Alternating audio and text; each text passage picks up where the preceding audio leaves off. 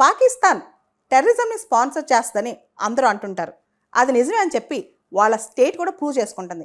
State sponsor terrorism అంటే దేశమే టెర్రరిస్ట్ని sponsor చేస్తుంది. వాళ్ళకి ఫండింగ్ ఇస్తూ, వాళ్ళకి వెపన్స్ ఇస్తూ, వాళ్ళని ప్రోత్సహిస్తూ, అన్నీ చేస్తూ రాజ్యమే టెర్రరిజంని ప్రోత్సహించడం, దానికి బెస్ట్ ఎగ్జాంపుల్ పాకిస్తాన్ అనమాట.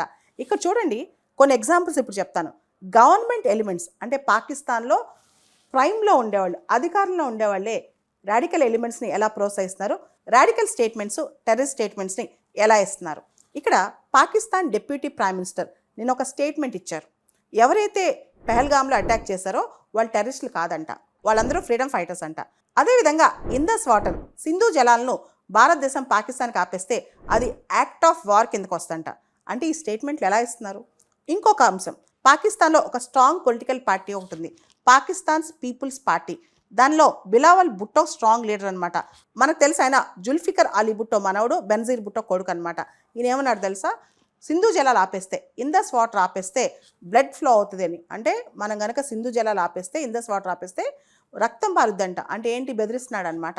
అంటే స్టేటే ఇవన్నీ మాట్లాడుతుంటే, స్టేట్లో ఉన్న అఫీషియల్స్ ఇవన్నీ మాట్లాడుతుంటే అక్కడ స్టేట్ స్పాన్సర్ టెర్రరిజం, స్టేటే టెర్రరిస్ట్ అనమాట. అదొక టెర్రరిస్ట్ స్టేట్ అని చెప్పి కూడా ప్రూవ్ అవుతుంది మనకి ఇక్కడ.